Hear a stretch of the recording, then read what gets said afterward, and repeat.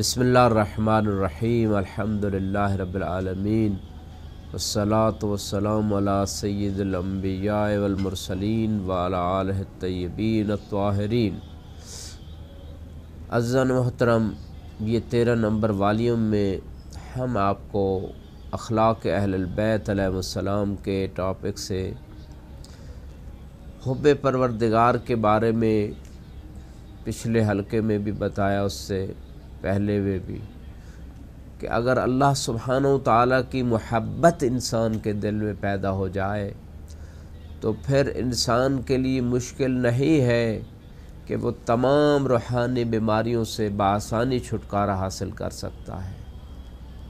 اور یہ چیز انسان کے وجدان میں ہے، انسان کے تجربہ میں ہے، انسان کے مشاہدہ میں ہے کہ جب انسان مثلا اپنے بیٹے سے محبت کرتا ہے، اپنے ماں باپ سے محبت کرتا ہے، تو پھر ان کی خوشی کے لیے ہر وقت کوشش کرتا ہے، سرگرداں رہتا ہے۔ تو وہ جو خالق ہے کائنات کا، جس نے ہمیں سب کچھ عطا کیا ہے، ہمارے مانگنے سے پہلے عطا کیا ہے، اور سب کچھ عطا کر سکتا ہے اس دنیا میں بھی اور آخرت میں عطا کرنے کا وعدہ کیا ہے، اور وہ چیزیں ہمیں عطا کرے گا جو ہماری نہ آنکھ نے دیکھی ہے، نہ ہمارے کانوں نے سنی ہے، اور ہمیں دائمی زندگی عطا کرے گا اور ہمیشہ کی پرسکون زندگی عطا کرے گا، ہر نعمت عطا کرے گا۔ پھر نہ کوئی بیماری ہوگی، نہ کوئی پریشانی ہوگی، نہ کوئی خوف ہوگا، نہ کوئی حزن ہوگا۔ تو ایسی سچویشن میں ایسا رب، ایسا کریم رب، ایسا رحمان الرحیم خالق، ایسا اللہ کہ جس جیسی کوئی ہستی کائنات میں اور موجود نہیں ہے، جو ہر چیز پہ قدرت رکھتی ہے، ایسی ہستی کی محبت، ایسی ہستی سے محبت کرنا یقیناً نہ صرف عین عبادت ہے بلکہ عین کمال ہے اور عین عقل ہے اور عین شریعت ہے۔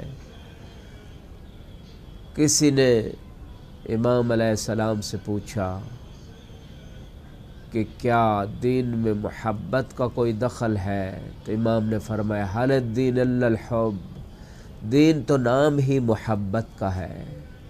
اگر انسان اللہ سے محبت کرتا ہے تو اللہ کے ہر حکم سے محبت کرے گا۔ اللہ کی مخلوق سے جس دائرہ شریعت میں خدا نے محبت کرنے کا حکم دیا ہے، مخلوق کو احترام محبت دے گا، اس وجہ سے کہ اللہ کی محبت حاصل ہو جائے، کیونکہ یہ اللہ کی مخلوق ہے۔ اللہ کو اپنی مخلوق اس ماں سے بھی 99 درجے زیادہ پسند ہے، زیادہ محبوب ہے۔ جو ماں اپنے بچے سے محبت کرتی ہے، اس سے بھی زیادہ محبوب، کئی گنا زیادہ محبوب ہے۔ تو اگر خدا کی محبوب چیز سے محبت کی جائے دائرہ شریعت میں رہ کر اور دائرہ ایک عقل قانون کے اندر رہتے ہوئے، تو خدا یقیناً اپنے بندے سے محبت کرے گا اور محبت کی نگاہ سے دیکھے گا اور رحمت کی نگاہ سے دیکھے گا۔ تو لہٰذا اللہ کی محبت قدم قدم پہ اگر ہمارے دل میں اجاگر رہے اور ہمارے ہر عمل میں ظاہر ہو خدا کی محبت، اس محبت کے آثار ظاہر ہوتے ہیں۔ جیسے کہ سورہ توبہ کی 24 نمبر آیت پہ بات ہو رہی تھی کہ وہ چیزیں جو اس آیت کے اندر مذکور ہیں اور اس کے علاوہ دنیا کی چیزیں، جب بھی کوئی ٹکراؤ کی سچویشن پیدا ہو تو اس صورتحال میں ہمیشہ اللہ اور اس کے رسول کی محبت کو سامنے رکھنا چاہیے۔ اللہ اور رسول کی محبت ہمارے دلوں، ہمارے افعال، ہمارے اعمال، ہماری فکر کے اوپر غالب ہونا چاہیے۔ دنیا کی محبت کو ہمیشہ مغلوب ہونا چاہیے۔ ایک طرف ماں باپ کا حکم ہے اور دوسری طرف اللہ اور رسول و قرآن و اہل بیت کا حکم ہے، تو طبعاً بعض مستحب موارد کے علاوہ جہاں خود شریعت نے چھوڑ دی ہے کہ اگر ماں باپ کو مستحب عمل میں اذیت ہوتی ہے، مستحب کو چھوڑ دو، ماں باپ کی بات مان لو، تو وہ اور مورد ہے، وہ بھی اللہ کی اطاعت کی وجہ سے ایسا ہے۔ اس کے علاوہ واجبات میں اور محرمات کے چھوڑنے میں اللہ کی اطاعت ہوگی، ماں باپ کی اطاعت نہیں ہوگی۔ مثلا مثال کے طور پہ گھروں میں جب جھگڑے پیدا ہوتے ہیں، ساس اور بہو کے جھگڑے اور پریشانیاں شروع ہوتی، تو کچھ لوگ مکمل ماں کا ساتھ دیتے ہیں، کچھ لوگ مکمل بیوی کا ساتھ دیتے. یہ افراط و تفریط ہے، یہ غلط ہے. جس کا جتنا حق شریعت نے دیا اس کو اتنا حق دیا جائے. جو ماں کا احترام ہے وہ دیا جائے، جو بیوی کا احترام ہے اسے دیا جائے. جو ماں کے حقوق ہیں اگر وہ خرچہ نہیں کر سکتی یا باپ خرچہ نہیں کر سکتا اس کو نان و نفقہ دیا جائے، اس کا خیال رکھا جائے، اس کو محبت و پیار دیا جائے. اور اسی طرح بیوی کے حقوق ہیں، نان و نفقہ وغیرہ. تو یہ ساری چیزیں جو ہیں اس مقام پہ سوچنے کی بات یہ ہے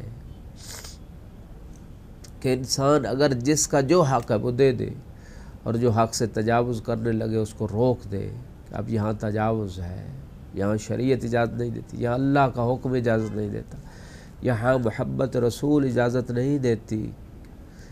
تو یہی وہ مورد ہے عملی محبت پروردگار دکھانے کا. تو جو طغات لوگ ہوتے ہیں جو سرکشی کرتے ہیں، جو بھی ہو، اگر بیوی سرکشی پہ ہے اس کو تنبیہ کی جائے، اگر ماں خدا کی طاعت سے نکل رہی ہے اس کو بتایا جائے، احترام سے سمجھایا جائے، پیار و محبت سے اس بات کا تذکرہ کیا جائے.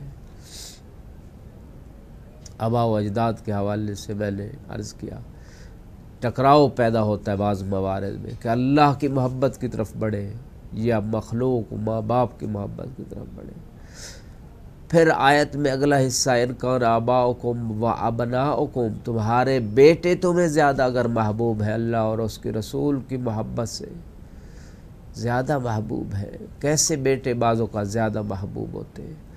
ایک طرف بیٹے کی خواہش ہے کہ فلاں فلاں چیزیں خرید کے دی جائیں، دوسری طرف اللہ کا حکم ہے کہ فقط حلال رزق کمانا ہے، حرام رزق سے بچنا ہے.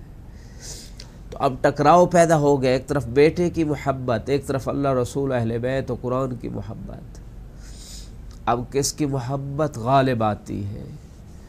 اگر تو خدا نخواستہ حرام رزق سے یا دھوکہ سے یا فریب سے یا غصب سے یا رشوت سے یا خمس نہ دے کر زکوٰۃ نہ دے کر حرام رزق کے بیٹے سے بیٹوں کی خواہش پوری کی گئی، اولاد کی خواہشوں کو پورا کیا گیا، تو یہ وہ مورد تھا جس میں بیٹوں کی محبت کو غالب کر لیا اور اللہ اور رسول کی محبت کو مغلوب کر دیا.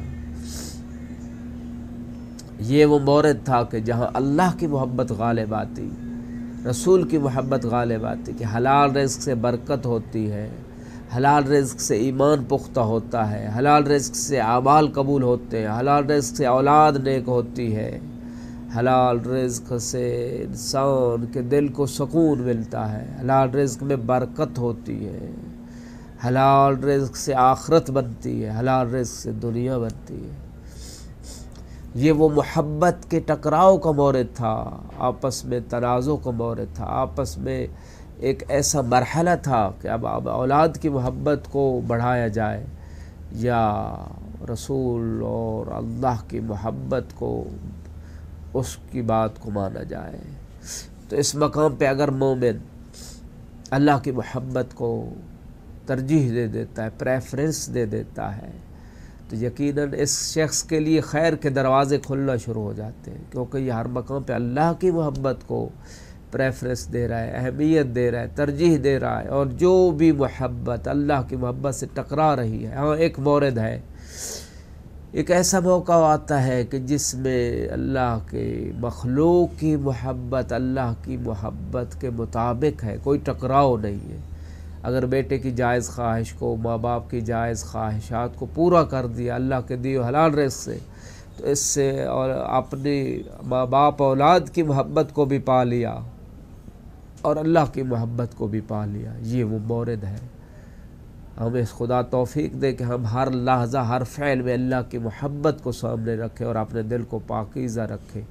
وآخر دعوانا الحمد للہ رب العالمین.